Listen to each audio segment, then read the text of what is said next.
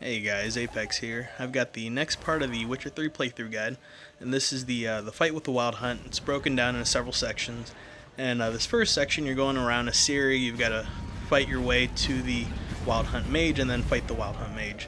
So fighting your way through, it's really easy. All you got to do is perform this charge dash attack, and it one-shots everybody. So once you get through, you get to this guy, and you'll see me fight him here in just a moment. So this guy teleports a lot, and it forces you to have to dodge a lot. But ultimately what you want to do is perform one of those charge dash attacks, and that staggers him for a few seconds, allowing you to land a few fast attacks, and then it's just rinse and repeat. So this guy, it's not too difficult with Ciri. It's just got to make sure that he doesn't catch you on a teleport. So you see me do that a few times, and then it cuts to a cutscene.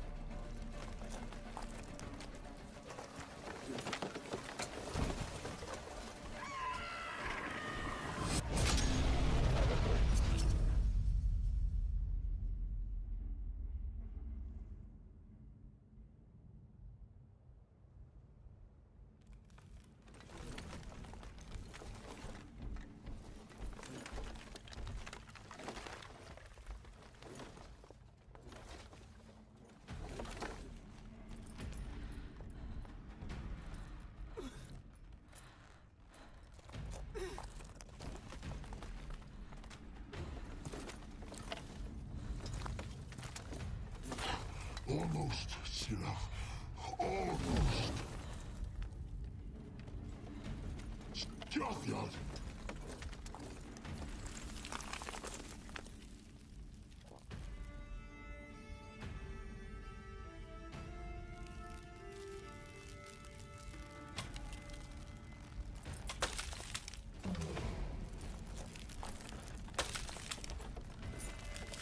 Witcher, so be it. Let us end this. And now you get to kick his ass with Geralt. So he's got several new abilities that he did not have when you were fighting him with Ciri. He's got these magic orbs he can shoot at you. If you get hit by those, they hurt like a bitch, so avoid them at all costs. He also spawns elementals throughout the fight, and so you've got to kind of juggle your priorities between the orbs, the elementals, and then, taking him down at the same time. So you see me rummaging through my items. The oil that you want to use for this guy is elemental oil, and my normal decoctions for this build were not available. I could not meditate to get them back, so I went with some different decoctions to help increase my melee DPS. You see there, he just summoned the elemental, so I've got to deal with that now. And of course you got to avoid those magic orbs. Now about his magic orb attack that he does, he can spawn them above his head. You'll see that right there. And you can actually stagger him with a rend, and that interrupts that spell and prevents him from shooting those orbs at you, which is really nice. You see me do that a few times throughout this fight. Now I finally got to take care of this elemental. He spawns another one, take care of him, and then I go back to fighting the boss.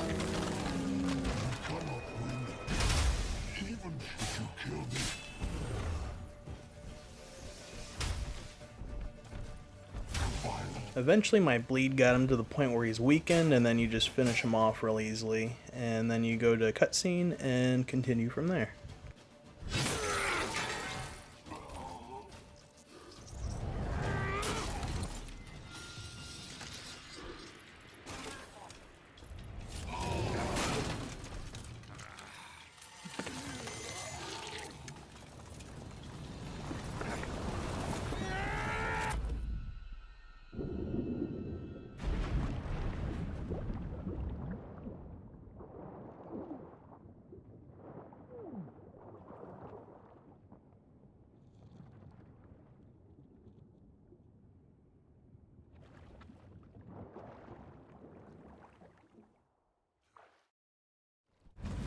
The next part of the fight against the Wild Hunt is making your way to Aridin, and there's a big battle going on, a lot of soldiers fighting the Wild Hunt guys, so eventually make your way over here and go to cutscene and your fight against Aridin starts.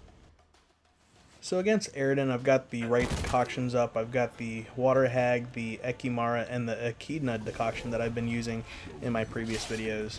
And I used Rend to keep him staggered and just beat him down. And you see it's very effective, and that technique there with Rend, performing them in quick, rapid succession, it's an awesome skill to have. It's amazing for single targets, really cuts guys down in no time. Especially with that Severance enchantment on my Silver Sword, which extends the range of my Rend. So I beat him down a little while, and he throws me into this portal, and there is a fight, a good portion of the fight that happens here. But because I cut him down so quickly, we pretty much skipped it. So he throws me in a portal, and then he escapes through another portal. And so I dodge those meteors coming down, and at this point he is pretty much down to the health of one hit. So one hit him, and that finishes the fight against him.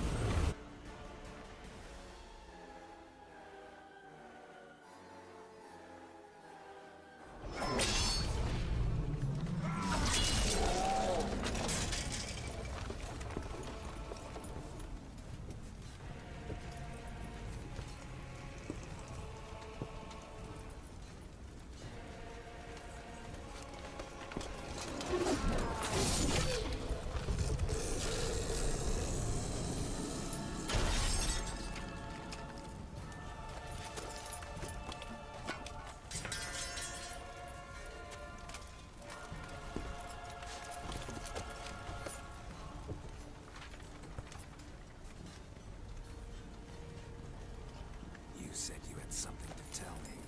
Avallac'h has tricked us both. He set us against each other.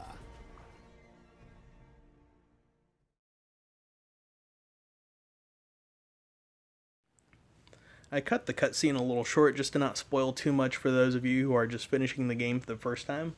What I want to do here is after loading screen, after that big cutscene there, I just want to go to the next point. I can pull up the menu and show you I am running this on Death March, and it's just the build and the decoctions I'm using and the items and equipment that I'm using. It just makes for an overpowered build.